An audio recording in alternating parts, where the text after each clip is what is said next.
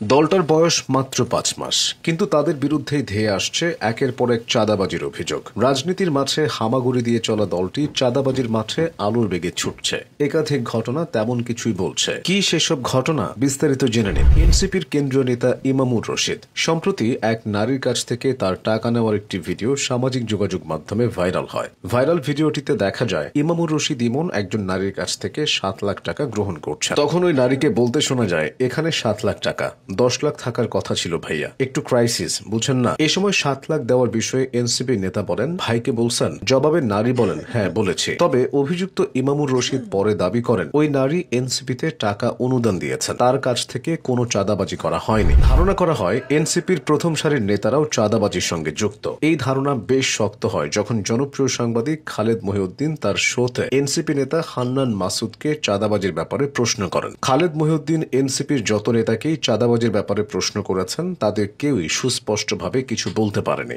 NCP কাদের টাকায় চলে, নেতাদের পেশা কি, দল থেকে বেতন পান কিনা, এসব প্রশ্নের সুস্পষ্ট উত্তর আসেনি। আসা যাক জেলা পর্যায়ে। ২০২৫ সালের মে মাসে দিনাজপুরের পার্বতীপুরে ট্রাক আটক করে চাঁদাবাজির অভিযোগে এনসিপির এক নেতাকে গ্রেফতার করে আইন শৃঙ্খলা বাহিনী। ঘটনাটি ঘটেছিল পার্বতীপুর মধ্যপাড়া সড়কে। আটক ব্যক্তির নাম তারিকুল ইসলাম। তিনি উপজেলার পশ্চিম রাজাবাসর গ্রামের প্রয়াত মাহমুদুল সরকারের ছেলে ও পার্বতীপুর উপজেলা এনসিপির মুখ্য সংগঠক। পুলিশের ভাষ্য ছিল, বড়পুকুরিয়া কয়লা খনির পরিত্যক্ত লোহার স্ক্র্যাপ ভর্তি দুটি ট্রাক খনি থেকে ঢাকার উদ্দেশ্যে রওনা দিলে কিছু লোক এগুলো আটক করে। তাদের মধ্যে কয়েকজন ট্রাকে উঠে চালককে জিম্মি করে চাঁদা দাবি করে, যাদের মধ্যে এনসিপি নেতা তারিকুলও ছিলেন। এদিকে কমিটি না থাকলেও জাতীয় নাগরিক পার্টির নাম করে চাঁদা তোলার অভিযোগ আছে বৈষম্য বিরোধী কিছু ছাত্র নেতার বিরুদ্ধে।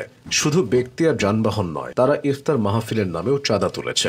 এমনই একটি ঘটনা ঘটে খুলনার কয়রা উপজেলায়। ২০২৫ সালের ২৮ মার্চ কয়রা উপজেলা পরিষদের মাঠে বিশাল প্যান্ডেল করে কয়রা উপজেলা এনসিপির ব্যানারে ইফতার মাহফিল হয়। অনুষ্ঠানে সভাপতিত্ব করেন উপজেলা বৈষম্য বিরোধী ছাত্র আন্দোলনের আহ্বায়ক মোহাম্মদ গোলাম রব্বানী। ইফতার মাহফিলে স্থানীয় রাজনৈতিক দলের নেতা সহ শতাধিক মানুষ অংশ নেন। কিন্তু এই আয়োজনের জন্যই চাঁদা নেওয়ার অভিযোগ ওঠে রব্বানীর বিরুদ্ধে। কয়রা উপজেলা বৈষম্য বিরোধী ছাত্র আন্দোলনের সদস্য সচিব এস কে গালিবের মতে, রব্বানীকে চাঁদা দেওয়ার তালিকায় যেমন আওয়ামী লীগের নেতাকর্মীরা ছিলেন, তেমনি অনেক সরকারি কর্মকর্তাও ছিলেন। এগুলো তো ক্ষুদ্র বিষয়। এনসিপির সাবেক যুগ্ম সদস্য সচিব সালাউদ্দিন আহমেদ তানভীরের আর্থিক কেলেঙ্কারি ছিল আরো ভয়ানক। পাঠ্য বই ছাপানোর কাগজ কেনায় কমিশন বাণিজ্য নিয়ে তার বিরুদ্ধে দুর্নীতির অভিযোগের কথা সবারই জানা। পাঠ্য বই ছাপায় কাগজের বাজার দরের চেয়ে টন প্রতি ১৫ থেকে ২৫ হাজার টাকা বেশি দিতে হয়েছে মুদ্রণ প্রতিষ্ঠানগুলোকে। নির্দিষ্ট প্রতিষ্ঠান থেকে কাগজ না কিনলে বই ছাপার ছাড়পত্র মেলেনি। এভাবে শুধু কাগজ থেকে ৪০০ কোটি টাকার বেশি কমিশন বাণিজ্যের অভিযোগ এসেছিল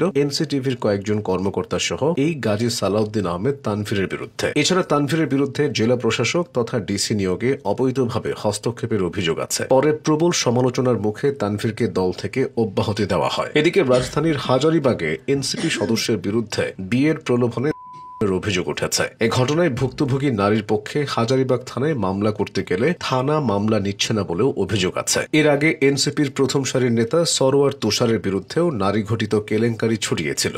নিজ দলেরই নেত্রীকে তিনি কুপ্রস্তাব দিয়েছিলেন, যার একটি অডিও সামাজিক যোগাযোগ মাধ্যমে বাতাসের গতিতে ছড়িয়ে পড়েছিল। এভাবেই এনসিপি যেন নিজেরাই নিজেদের টেনে নামাচ্ছে।